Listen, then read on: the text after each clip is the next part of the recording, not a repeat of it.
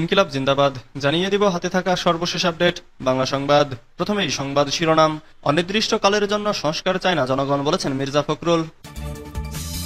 এরপর জানিয়ে দিব ফিলিস্তিনিদের প্রতি সংহতি যুক্তরাষ্ট্রের পুরস্কার প্রত্যাখ্যান করলেন উমামা ফাতেমা। এদিকে ডিসেম্বরের মধ্যে নির্বাচনের দাবিতে একমত 52টি রাজনৈতিক দল।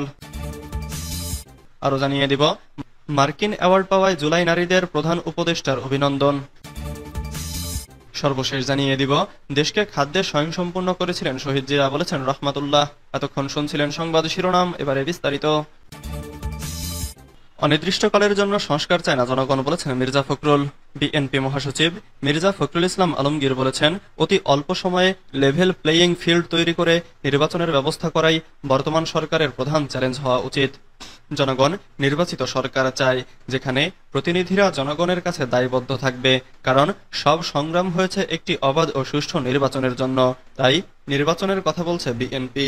জনগণ অনির্দিষ্টকালের জন্য সংস্কার চায় না। ভোটের অধিকার থেকে বঞ্চিত করতে দেশে বিদেশে ষড়যন্ত্র হচ্ছে বলে মন্তব্য করে মির্জা ফখরুল বলেন, ষড়যন্ত্র চক্রান্ত শেষ হয়নি, সব ষড়যন্ত্র চক্রান্তকে ব্যর্থ করে দিয়ে জনগণের সরকার প্রতিষ্ঠা করবই করব। হুঁশিয়ারি উচ্চারণ করে বিএনপি মহাসচিব বলেন, আমার ভোট আমি দেব, যাকে খুশি তাকেই দেব। এই অবস্থার মধ্য দিয়ে আমরা নির্বাচন চাই। আমরা এখন বলছি, আমরা এখনো রাস্তায় নামি নাই।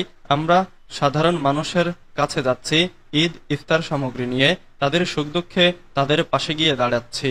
কিন্তু আমাদের স্বার্থে যদি, জনগণের স্বার্থে যদি কোনো বিঘ্ন সৃষ্টি হয়, তাহলে বিএনপি আবারও মাঠে নামবে। মাঠে নেমে দাবি আদায় করে নিতে জানে বিএনপি। এজন্য আমাদেরকে প্রস্তুত থাকতে হবে। ফিলিস্তিনিদের প্রতি সংহতি যুক্তরাষ্ট্রের পুরস্কার প্রত্যাখ্যান করলেন উমামা ফাতেমা। তিনি লেখেন, নারী আন্দোলনকারীদের কালেকটিভ স্বীকৃতি আমাদের জন্য অত্যন্ত সম্মানজনক। তবে 2023 সালের অক্টোবরে ফিলিস্তিনের ওপর ইসরায়েলের নরকীয় হামলাকে প্রত্যক্ষভাবে এন্ডোর্স করে যাওয়ার জন্য অ্যাওয়ার্ডটি ব্যবহৃত হয়েছে। জুলাই গণঅভ্যুত্থানে অংশগ্রহণ ও নেতৃত্ব দেয়া নারী আন্দোলনকারীদের সাহসী ভূমিকার জন্য ম্যাডেলিন অলব্রাইট অনারি গ্রুপ অ্যাওয়ার্ডে মনোনীত করেছে মার্কিন স্টেট ডিপার্টমেন্ট। 1 এপ্রিল আনুষ্ঠানিকভাবে এই অ্যাওয়ার্ড দেওয়া হবে।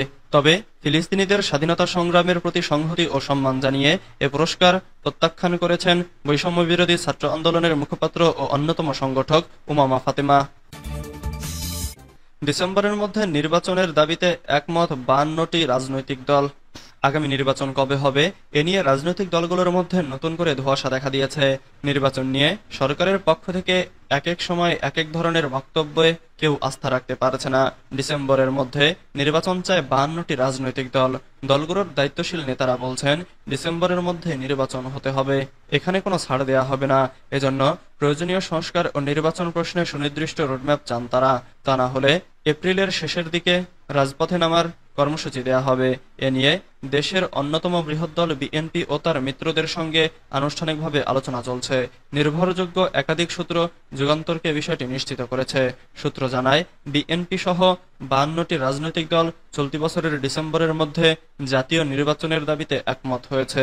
দ্রুত সময়ের মধ্যে নির্বাচনের দিন তারিখ সহ একটি সুনির্দিষ্ট রোডম্যাপ চায় এসব দল।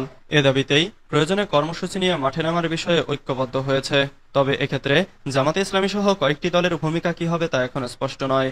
যদিও এসব দলগুলো প্রয়োজনীয় সংস্কার শেষে জাতীয় নির্বাচনের পক্ষে।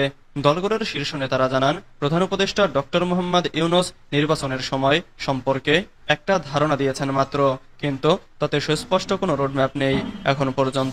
এখন পর্যন্ত প্রয়োজনীয় কোনো ক্ষেত্রে কি ধরনের সংস্কার করা হবে, সেজন্য কতটা সময় প্রয়োজন তা স্পষ্ট নয়। এ অবস্থায় নেতারা প্রত্যাশা করেন, প্রয়োজনীয় সংস্কার ও নির্বাচনের সময় সুনির্দিষ্ট করে এপ্রিলের শুরুতে সরকার একটি রোডম্যাপ দেবেন।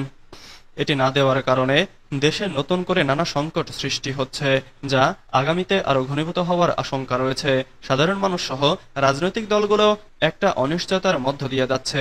তারা মনে করছে, নির্বাচনী কাজে মাঠে নামতে পারলে নানা রকম গুজব সহ বিদ্যমান সংকটের অনেকটাই সমাধান হয়ে যেত।